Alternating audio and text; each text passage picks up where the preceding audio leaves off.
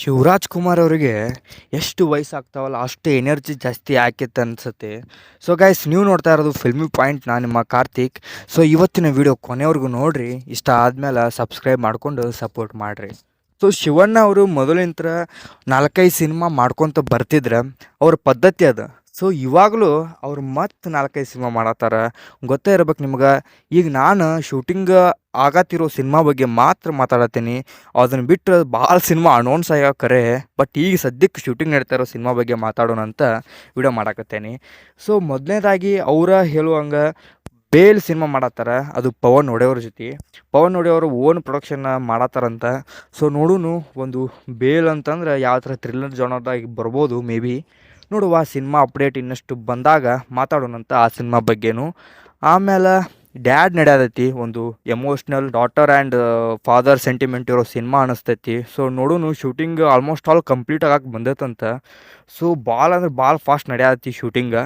So ನೋಡಬೇಕು ಮುಂದಿನ ವರ್ಷ ಯಾವ ತಿಂಗಳ್ದಾಗ ಬರೋದಂತ. ಮುಂದಿನ ವರ್ಷ ಅಂತೂ ಶಿವಣ್ಣ ಅವರ ಸಿನಿಮಾ ಭಾಳ ಬರ್ತಾವೆ ಮೋಸ್ಟ್ಲಿ. ಹಾಗೆ 666 ಆಪ್ರೇಷನ್ ಡ್ರೀಮ್ ಥಿಯೇಟ್ರ್ ಮಾಡತ್ತಾರ ಹೇಮಂತ್ ರಾವ್ ಅವ್ರ ಜೊತೆಗೆ ರೆಟ್ರೋ ಸ್ಟೈಲ್ದಾಗ. ಡಾಲಿ ಧನಂಜಯ ಹಾಗೂ ಶಿವಣ್ಣ ಅವ್ರ ಕಾಂಬಿನೇಷನ್. ನೋಡ್ಬೇಕು ಸಿನಿಮಾ ಯಾವ ಥರ ಬರ್ತೈತೆ ಅಂತ. ಅದು ಕೂಡ ಶೂಟಿಂಗ್ ಹಂತದಲ್ಲಿ ಐತಿ. ಆ್ಯಕ್ಚುಲಿ ಹೇಮಂತ್ ರಾವ್ ಅವರು ಭೈರವನ ಕೊನೆ ಪಾಠ ಮಾಡ್ಬೇಕೈತಿ ಶಿವಣ್ಣ ಅವ್ರಿಗೆ. ಅದು ಸ್ಟಾರ್ಟ್ ಆಗೋ ಮುಂಚೆನೇ ಸ್ವಲ್ಪ ಸ್ಟಾಪ್ ಮಾಡ್ಯಾರ ಅದು ಸಿನಿಮಾ. ಅದು ಮುಂದೆ ಬರ್ತೈತಿ. ಬಟ್ ಆ್ಯಕ್ಚುಲಿ ಈಗ ಶೂಟಿಂಗ್ ನಡೆದೈತಿ ಆಪ್ರೇಷನ್ ಡ್ರೀಮ್ ಥಿಯೇಟ್ರ್. ಅದು ರೆಟ್ರೋ ಸ್ಟೈಲ್ದಾಗ ಐತಿ. ಶಿವಣ್ಣ ಆ್ಯಂಡ್ ಡಾಲಿ ಧನಂಜಯ ಅವ್ರ ಕಾಂಬೋ ನೋಡೋಣಂತ್ರಿ. ಅದಾದ್ಮ್ಯಾಗ ತೆಲುಗುದಾಗ ರಾಮ್ ಚರಣ್ ಅವ್ರ ಜೊತೆ ಪೆದ್ದಿ ಮಾಡತ್ತಾರ. ಮೇ ಬಿ ಕ್ಯಾಮಿಯೋಗಿಂತ ಒಂದು ಒಳ್ಳೆ ಸಖತ್ತಾಗಿರೋ ರೋಲ್ ಸಿಕ್ಕಿದ್ರೆ ಚೆನ್ನಾಗಿರ್ತೈತಿ. ಆದ್ರೆ ನಮ್ಮ ಶಿವಣ್ಣ ಅವರಂತೂ ಬೆಸ್ಟ ಬಿಡ್ರಿ. ಯಾಕಂದ್ರೆ ಔಟ್ಸೈಡ್ ಅವರಷ್ಟು ಹವಾ ಯಾರು ಮಾಡ್ಕೊಂಡಿಲ್ಲ ಇತ್ತೀಚೆಗೆ. ಜೈಲರ್ದಾಗಂತೂ ಬೆಂಕಿ ಮಾಡತ್ತಾರ. ಅದಾದ್ಮ್ಯಾಗ ಜೈಲರ್ 2ದಾಗೂ ಮಾಡಾಕತ್ತಾರ ಸಿನಿಮಾ. ಅದು ಶೂಟಿಂಗ್ನ ಹಂತದಾಗ ಐತಂತ. ನೋಡೋಣ್ರಿ. ಈಗ 45 ಕಂಪ್ಲೀಟ್ ಆಗೈತಿ, ಗೊತ್ತೈತಿ ನಿಮ್ಗೆ. ಡಿಸೆಂಬರ್ 25ಕ್ಕೆ ಬರೋದೈತಿ. ಅದ್ರ ಬಗ್ಗೆನೂ ಡಿಸ್ಕಷನ್ ಮಾಡೀನಿ. ದಿ ಮೋಸ್ಟ್ ಎಕ್ಸ್ಪೆಕ್ಟೆಡ್ ಸಿನಿಮಾ ಅಂತಂದ್ರೆ ಅದ ಅನ್ಕೊಳ್ತೀನಿ. ಅದಾದ್ಮ್ಯಾಗ ನಿನ್ನೆರ ಅನೌನ್ಸ್ಮೆಂಟ್ ಮಾಡಿರ ಗುಮ್ಮಡಿ ನರಸಯ್ಯ ಅಂತ. ಇದು ಆಂಧ್ರದ ಒಬ್ಬ ಮುಖ್ಯಮಂತ್ರಿ ಗುಮ್ಮಡಿ ನರಸಯ್ಯ ಅವರ ಬಯೋಪಿಕ್. ಇದನ್ನು ಡೈರೆಕ್ಟ್ ಮಾಡಾಕತ್ತಾರ ಪರಮೇಶ್ವರ, ತೆಲುಗು ಡೈರೆಕ್ಟರ್ ಅವ್ರ ಸಿನಿಮಾ ಹಂಗೆ ನೋಡೀನಿ. ನಾನು ನೋಡಿಲ್ಲ, ಬಟ್ ಹಂಗೆ ನೋಡೀನಿ ಯಾವ್ಯಾವ ಮಾಡ್ಯಾರಂತ. ಸ್ವಲ್ಪ ಬೇರೆ ಥರ ಸಿನಿಮಾ ಮಾಡ್ತಾರೆ ಅವ್ರು.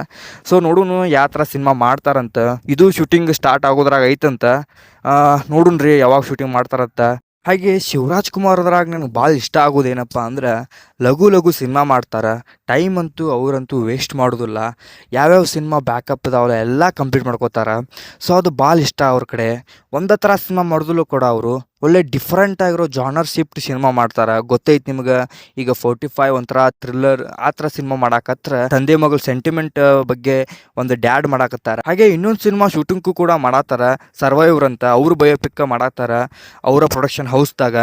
ಆಲ್ಮೋಸ್ಟ್ ಆಲ್ ಎಲ್ಲ ಭಾಳ ಸಿನಿಮಾ ಮಾಡಾರ ಅಂತಂದ್ರೆ ಕನ್ನಡ ಇಂಡಸ್ಟ್ರಿ ಆಗೋದು ಶಿವಣ್ಣ ಸ್ವಲ್ಪ ಕಡಿಮೆ ಆಗಿದ್ದು. ಈಗ ಗೊತ್ತೈತಿ ನಿಮ್ಗೆ ಸ್ವಲ್ಪ ಕಾರಣಾಂತರಗಳಿಂದ ಅದರಿಂದ ಹೊರಗೆ ಬಂದು ಭಾಳ ಸಿನಿಮಾ ಮಾಡತ್ತಾರ. ಸೊ ಮತ್ತು ಅವ್ರ ಬ್ಯಾಕ್ ಝೋನಿಗೆ ಹೋಗ್ಯಾರ. ಸೊ ಅದ ಭಾಳ ಖುಷಿ ನಮಗೆ. ಶಿವಣ್ಣ ಅವ್ರ ಬಗ್ಗೆ ಹೇಳ್ಬೇಕಂದ್ರೆ ಎನರ್ಜಿ ಅಂದರೆ ಎನರ್ಜಿ. ಸುಮ್ಮನೆ ಹೇಳೋದಿಲ್ಲ ಅವರಿಗೆ ಎನರ್ಜಿ ಅಂತ. ಸೊ ಅವ್ರ ಎನರ್ಜಿಗೆ ಅವರೇ ಸಾಟಿ. ಇನ್ನಷ್ಟು ಮತ್ತಷ್ಟು ಸಿನಿಮಾಗಳನ್ನ ಅವ್ರು ಮಾಡಲಿ.